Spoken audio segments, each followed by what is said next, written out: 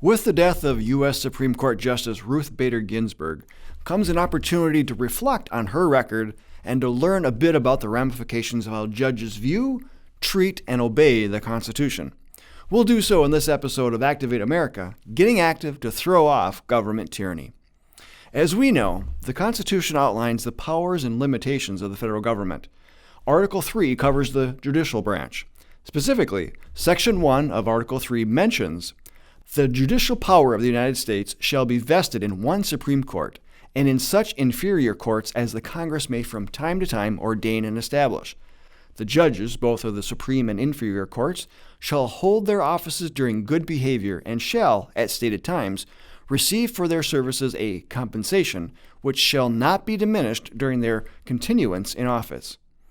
Writing in Federalist Paper No. 78, Alexander Hamilton made the point that the judicial branch is the weakest of all the branches because, in part, it will be least in a capacity to annoy or injure the political rights of the Constitution. He also wrote in the context of good behavior, stating, "The standard of good behavior for the continuance in office of the judicial magistracy is certainly one of the most valuable of the modern improvements in the practice of government. In a monarchy, it is an excellent barrier to the despotism of the prince. In a republic, it is of no less excellent barrier to the encroachments and oppressions of the representative body. And it is the best expedient which can be devised in any government to secure a steady, upright, and impartial administration of the laws."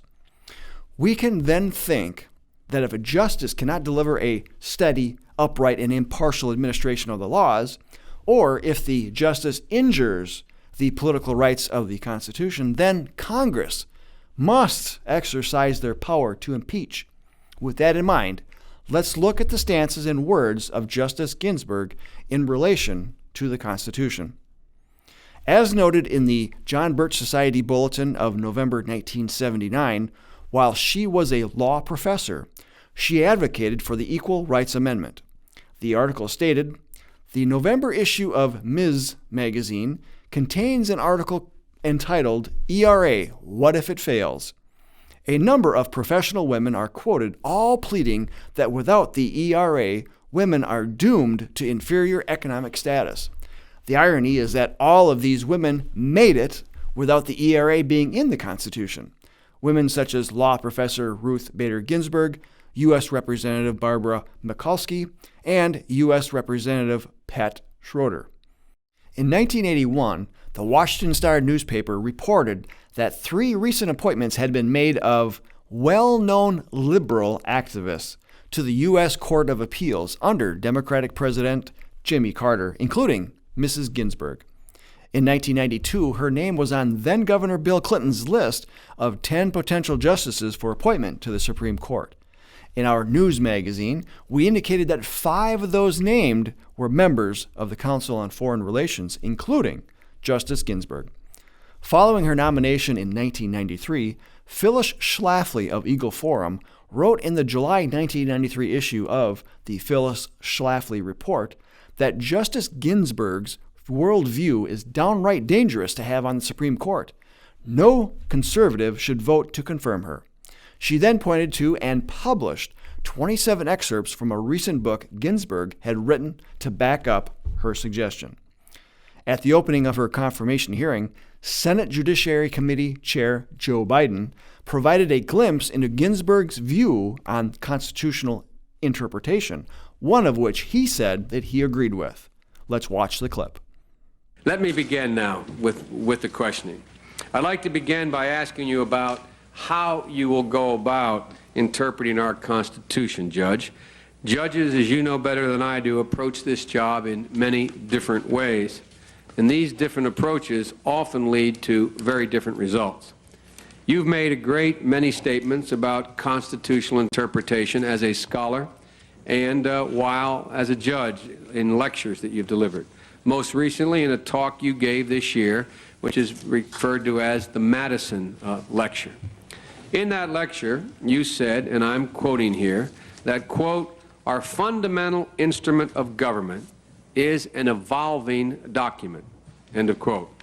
You also said you rejected the notion, quote, that the great clauses of the Constitution must be confined to the interpretation which the framers would have placed on them.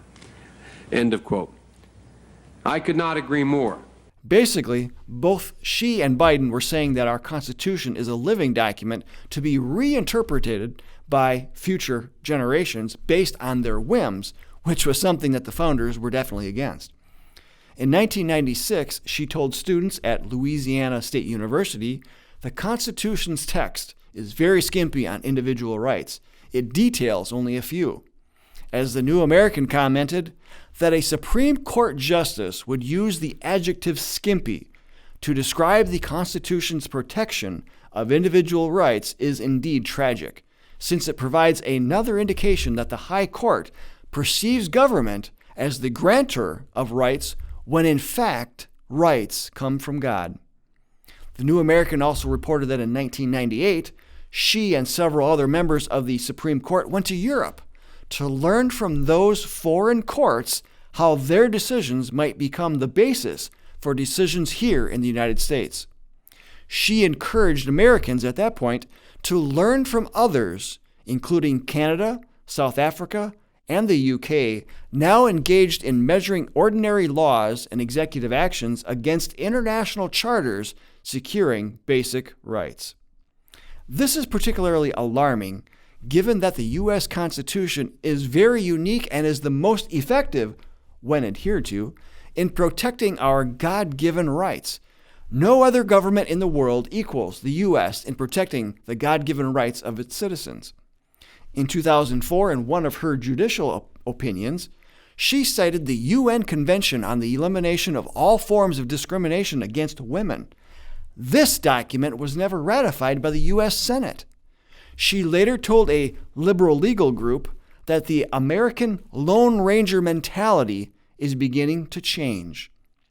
Speaking in South Africa in 2006, she said, "The notion that it is improper to look beyond the borders of the United States in grappling with hard questions is in line with the view of the United States Constitution as a document essentially frozen in time as of the date of its ratification.